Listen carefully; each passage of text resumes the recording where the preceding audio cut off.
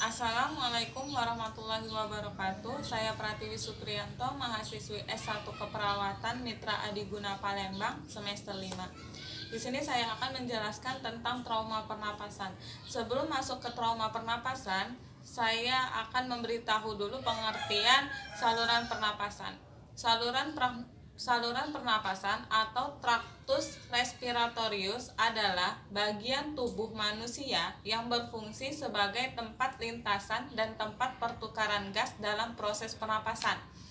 Saluran ini berpangkal dari hidung, lalu ke faring, laring, trakea, bronkus, bronkeolus, alveolus, lalu ke paru-paru. Di paru-paru pertukaran gas terjadi. Baik, kita masuk ke trauma pernapasan. Apa sih trauma pernapasan itu? Trauma pernapasan adalah trauma yang terjadi pada saluran napas. Gangguan saluran jalan napas biasanya sering terjadi pada atlet-atlet. Tidak jarang juga terjadi pada orang yang bukan atlet.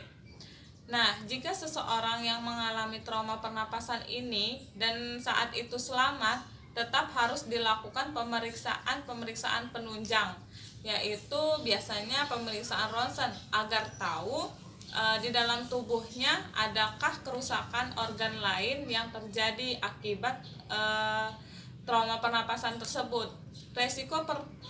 Resiko trauma pernapasan terjadi saat mengalami kecelakaan, tenggelam, dipukul, dan tersedak. Pemeriksaan lanjutan yang dimaksud seperti ronsen itu merupakan tindakan pencegahan akan hal-hal yang kemungkinan terjadi. Sementara itu pencegahan yang dapat dilakukan untuk trauma pernapasan ini tidak ada, karena trauma pernapasan ini terjadi dari faktor eksternal, bukan internal dari dalam tubuh.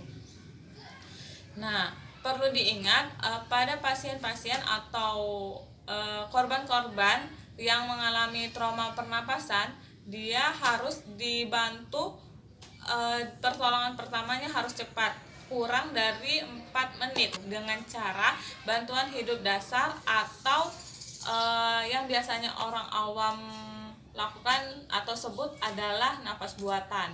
Orang yang mengalami trauma pernapasan itu adalah orang yang trauma tumpul pada bagian dada, trauma tajam, lalu sulit untuk bernapas. Nah, pertolongan pertamanya adalah bantuan hidup dasar tersebut yang 30 berbanding 2, kompresi 30 dan ventilasi 2 kali. Nah, cukup sekian penjelasan dari saya tentang trauma pernapasan. Terima kasih. Lebih dan kurang saya minta maaf. Wabillahi taufik wal hidayah. Wassalamualaikum warahmatullahi wabarakatuh.